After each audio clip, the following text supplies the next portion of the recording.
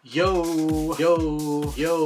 Yo! What's up guys? I'm so excited today kasi mag-unbox na naman tayo ng gadget.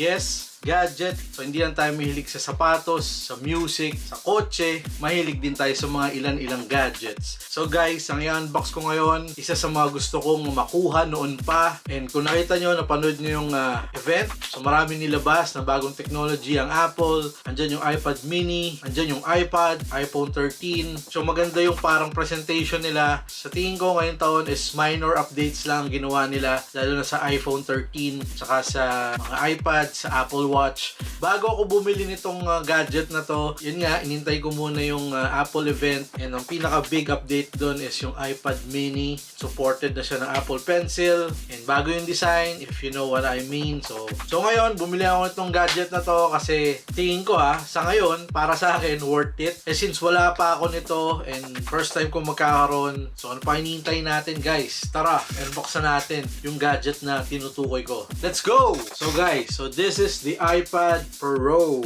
So kinuha kong iPad Pro is 11 inches. So ganito yung itsura niya. So this is a space gray colorway, 128 gig. And guys, kasi ito pa lang yung una kong iPad Pro. Although nagka-iPad naman tayo, pero naibenta ko rin. Sabi ko, pag medyo maganda na yung iPad Pro, siguro kukuha ko. Then ito na nga, kasi nilagyan siya ng M1 chip. So kung medyo updated kayo sa M1 chip, so nilagay yon sa mga MacBook, Mac Mini, tsaka sa iMac. So nilagay na rin nila sa iPad Pro. And 11 inches yung kinuha ko kasi para sa akin 11 inches lang yung perfect dalhin. Kasi yung 12.9 na iPad Pro is parang bulky, sobrang laki. And actually na blown away ako sa pagka-accurate ng mga keyboards tsaka ng Apple Pencil. Kasi dati sa iPad is hindi masyadong accurate. Yung mga old kong iPads, parang pag kinabit ako ng Bluetooth is sakto lang. And dito nakita ko sa mga Apple Store or sa mga nagtitinda ng Apple authorized reseller na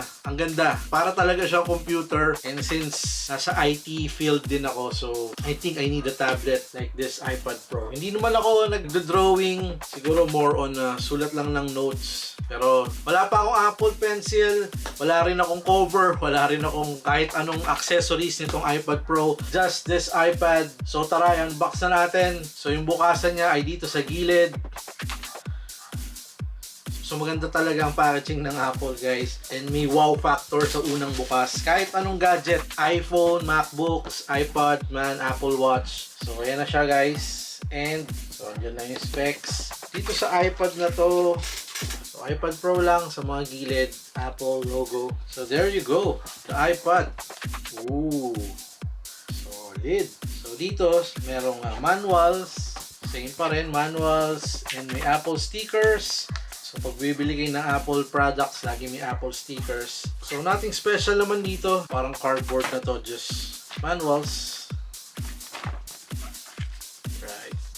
Guys, binili ko yung iPad Pro kasi alam nyo kung bakit. Kasi para sa akin, ito yung, sa ngayon ito yung parang pinakasulit compare dun sa iPad mini na bago. Kasi dun sa iPad mini na bago, parang 64 gig is 29k siya. So medyo pricey Tapos pag in-upgrade mo ng 256, abot ka ng mga 38,000. Kaya ang price lang ng mga iPad Pro na ganito, so sa gray market is around 40, ganun, 39, 40 to 42. So kunting diferensya na lang, may iPad Pro ka na. Pero hindi ko may sisi yung iba kasi gusto nila yung form factor kasi ng iPad mini, mas maliit and supported na rin ng Apple Pencil 2. Pero para sa akin, iPad Pro pa rin, meron ka naman kasing cellphone, parang doble-doble. So ito yung unboxing experience, so ito yung paper.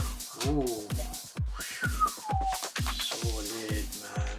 Ganda niya. Ang pogi. So since wala pa siyang screen protector, baka pumunta ako ng mall para palagyan siya ng screen protector kasi medyo delicates pag walang screen protector. And wala rin akong cover kasi medyo nag-iipon pa ako para sa mga keyboards. Pero anyways, buksan na natin siya. USB Type-C na nga pala siya. Mas mabilis siya mag-charge. So ang bukasan niya ay dito sa taas. Tingnan natin kung mag-open. Nobas na si Apple logo. So habang naglo-load siya, so ang kasama lang niya is USB Type-C tsaka yung kanyang charger. Yun, nalaglag. So sana mabilis mag-charge to, pero baka hindi ko na gamitin kasi baka gamitin kong pang-charge dito is itong aking pang-charge sa MacBook kasi USB Type-C rin naman siya, so mas mabilis ata itong mag-charge. So yan, nagcha-charge na siya, kinabit ko yung charger ng MacBook Pro. So setup muna natin, so standard na welcome ng iPad. So I think this is done, so na-setup ko na yung mga kailangan dito sa aking iPad Pro. So it takes a few minutes to set up your Apple ID. So that's it, express setting, keep up to date, continue. So gagawin kong light appearance and welcome to iPad man. So basically that's it. So nakita nyo, so it's an iPad pa rin na nilagyan lang ng M1 chip. So kung ako tatanungin kung di naman kayo nag-sketch or nagdo-drawing, I think panalo naman yung standard na iPad kung more on YouTube lang paggagamitan nyo. Kasi depende sa paggagamitan nyo kung bibili kayo ng iPad Pro. Kasi hindi naman dapat bumili ng iPad Pro kung pang YouTube lang. Pero okay din kung may budget. Mukhang panalo tong pang Netflix o pang araw-araw, pang surf the web man. Sobrang panalo. So guys, excited na akong gamitin siya. So install lang ko muna siya ng mga apps. And I think palalagyan ko muna rin siya ng screen protector. And soon, babalitaan ko kayo kung panalo ba siya o hindi. Pero for sure, this is an Apple gadget. So panalong panalo to. Walang problema. So install lang ko muna ng mga apps. So basically maganda lang yung screen resolution niya talaga. Sobrang ganda compared dun sa mga ibang iPad. So matagal na rin kasi ako may mga lumang iPads So it's time to get the Pro. And excited na rin akong ilagay dito yung iOS 15. So abangan natin yun guys. So guys, that's it. So isang quick look or quick unboxing dito sa aking iPad Pro man. Isang solid na gadget mula sa Apple. Sa lahat ng subscribers sa patuloy na nanonood at sumusupport dito sa ating channel, maraming salamat sa inyo man. Salute!